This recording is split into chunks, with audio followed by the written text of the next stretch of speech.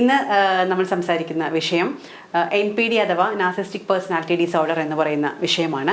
ഇതുമായി ബന്ധപ്പെട്ട കൂടുതൽ അറിവുകൾ പങ്കുവയ്ക്കാൻ നമ്മോടൊപ്പം ഉള്ളത് ഡോക്ടർ ബ്രെൽവിയാണ്.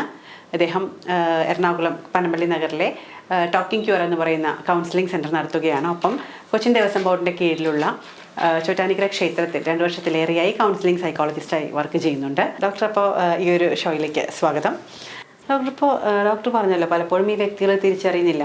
അപ്പോൾ അങ്ങനെയാണെങ്കിൽ ഒപ്പമുള്ള ഇപ്പോൾ ഒരു വൈഫിനാണ് ഈ ഒരു പ്രശ്നമുള്ളതെങ്കിൽ ഹസ്ബൻഡ് കുറേ നാളൊക്കെ നമുക്കത് അഡ്ജസ്റ്റ് ചെയ്ത് പോകാൻ പറ്റും. പക്ഷേ ഇതിൻ്റെയൊക്കെ ഒരു പീക്ക് ഇത് വരുമല്ലോ.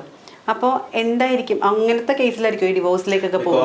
അങ്ങനെയുള്ള കേസുകളിൽ അവർ ഡിവോഴ്സ് സെലക്ട് ചെയ്യും. പലപ്പോഴും വേറെ ഓപ്ഷൻ ഉണ്ടാവില്ല അവർക്ക്.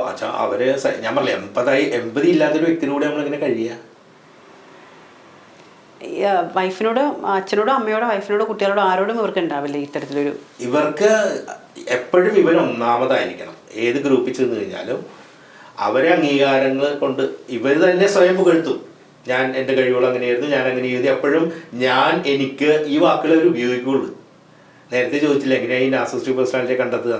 ഇവർ പറയും, ഇവരുടെ സംസാരത്തിൽ ഞാൻ എന്ത് കാര്യം സംസാരം വരുമ്പോഴും അപ്പോൾ അവരെന്ത് ചെയ്യും, ഞാൻ അങ്ങനെയായിരുന്നു, ഞാൻ എങ്ങനെയായിരുന്നു, ഞാൻ ഇത് ചെയ്തിട്ടുണ്ട്, അവർക്ക് കഴിവില്ല, ഞാനാണ് എല്ലാം ചെയ്തിരുന്നത്, ഇങ്ങനെ പറയും. സെൽഫ് ഇമ്പോർട്ടൻസ് വളരെ കൂടുതലായിരിക്കും.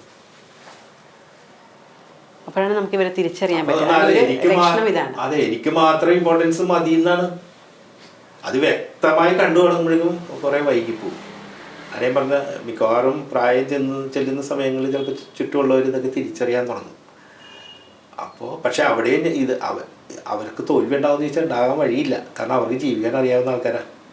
ഞാൻ പറഞ്ഞില്ലേ, അവർക്ക് സാഹചര്യങ്ങളെ വേണ്ട രീതിയിൽ യൂട്ടിലൈസ് ചെയ്യാനും എക്സ്പ്ലോയിറ്റ് ചെയ്യാനും അവർക്ക്. യൂട്ടിലൈസേഷൻ എന്നതിനേക്കാളും നല്ലൊരു വാക്ക് എക്സ്പ്ലോയിറ്റേഷൻ തന്നെയാണ്. അതുകൊണ്ടാണ് പാരസൈറ്റ് എന്ന് പറയുന്നത്. പാരസൈറ്റിനെ പോലെ അറിയില്ല,